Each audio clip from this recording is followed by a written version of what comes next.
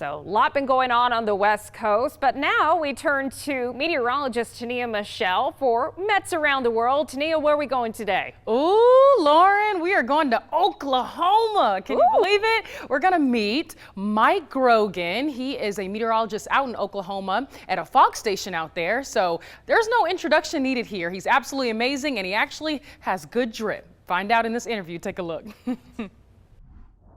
All right, welcome back to Weather Extra. I'm your first alert meteorologist, Tania Michelle, and today I have a special guest with me. Tell us your name and where you're from. My name is Mike Grogan. I'm a meteorologist, and I'm from Tulsa, Oklahoma, and that's where I'm joining you from today. Nice. Okay, so tell us a little bit about, you're a meteorologist. Tell us a little about your background and where your interest in weather began. Oh, wow. Okay, so probably like a lot of meteorologists, I pretty much grew up loving the weather. I remember distinctly at 6 years old, my dad, I was bugging him about being bored, and he said, well, I don't know, why don't you just watch this? And he flipped on the channel, and it just happened to land on the Weather Channel. And this was, okay, the early 90s.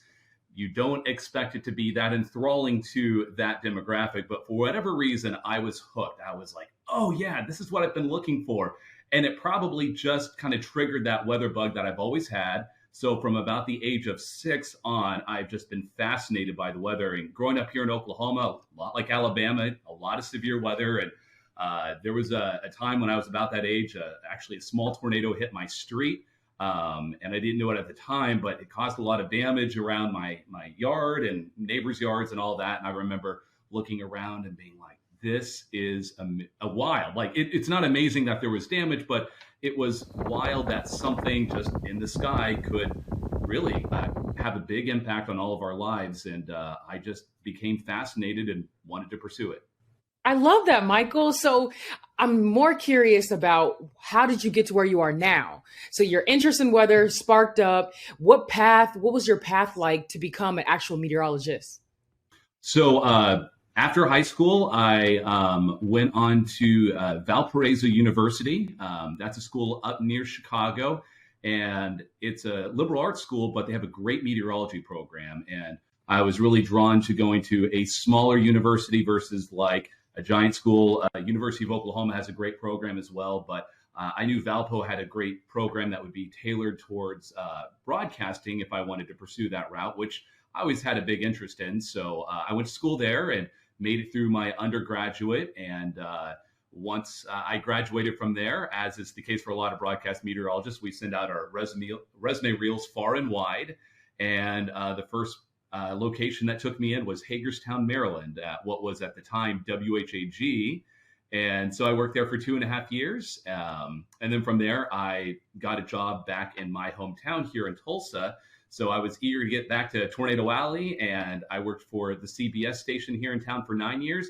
And then I got poached by the Fox 23 station, which is where I'm currently working. Okay, I love that. So you weren't far away from home too long. But now my question for you is, I think I know the answer, but what's your favorite type of severe weather? What do you enjoy most forecasting or tracking? What sparks your interest? Oh, well, a lot of the weather does, but I would say when it comes to severe weather, I mean, I'm a tornado geek. I geek out about the science behind it, and I'm a storm chaser myself. Actually, one of the reasons I love being here in Oklahoma is you have the Great Plains just on our doorstep, and it's a great place to go try and find one yourself. And a lot of my actual job has involved storm chasing, and so that has been part of my life since college. And yeah, so tornadoes are probably the number one fascinating thing, but you know, any type of weather phenomena, I'm going to probably find pretty interesting.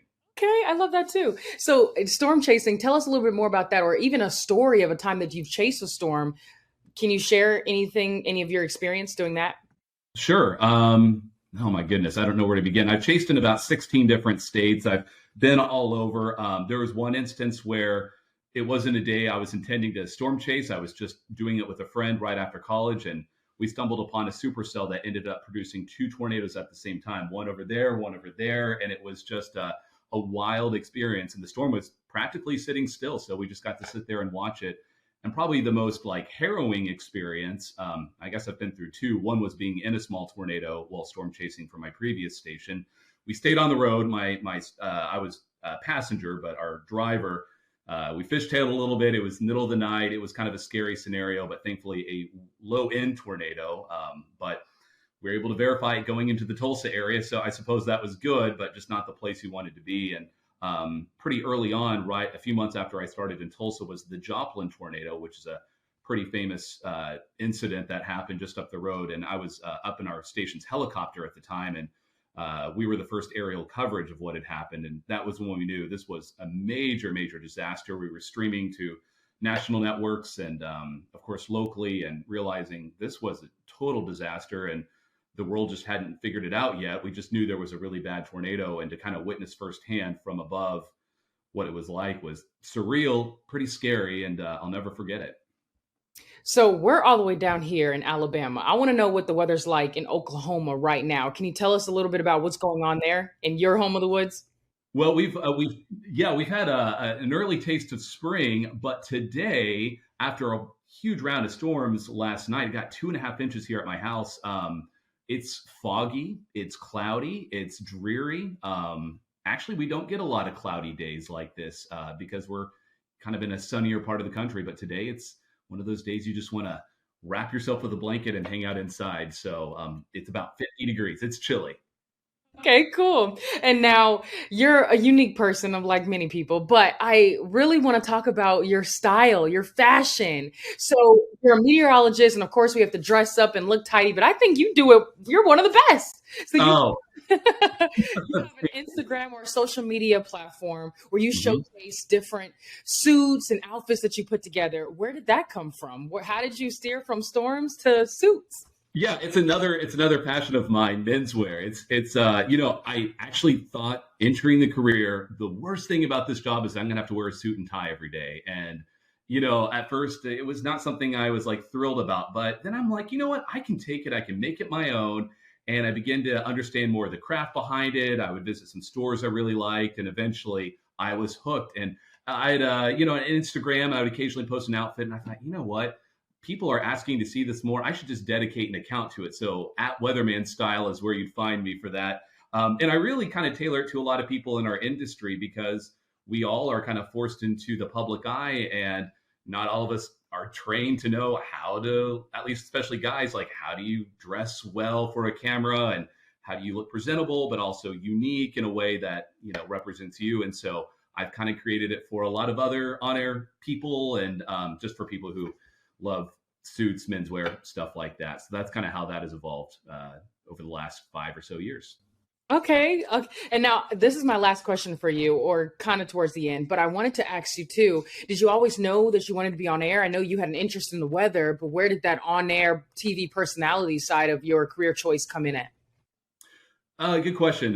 There are a couple really great broadcasters here in Tulsa that I grew up watching. And of course, that was the visible side of meteorology to anyone, just growing up without access to knowing a lot of other possible careers in meteorology. And I just was like, I want to be like them. And then I'm in college. I learned about the different paths I could go. I thought about grad school. I thought maybe the weather service would be great. So many great realms. But then I realized I just love to communicate the weather. I love to share my love for it with others. And being a broadcaster gives you that platform. And so getting to do so in my hometown, getting to do so wherever it might be is just fun because I love to bring that interest to other people so that not only it's useful information, but they'll have a greater appreciation, hopefully after they watch a weathercast. And so what advice do you have for someone who is in school now or trying to pursue being a meteorologist? What advice do you have for them on that journey right now? I think take a look, take inventory of what your skills are. Are you a good communicator as well? Do you enjoy talking about the weather to other people? That could be a good sign. Broadcasting is your route. Do you like to really get into the weeds of, research and dive into the data a lot?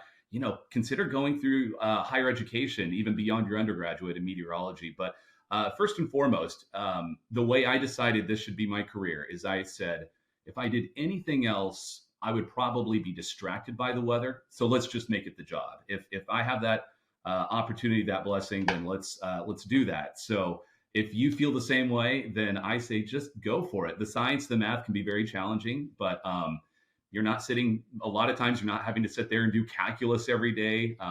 we learn it for a good reason, but as a broadcaster, if you can make it through the school aspect of it, I think you'll enjoy it. If communication is your thing.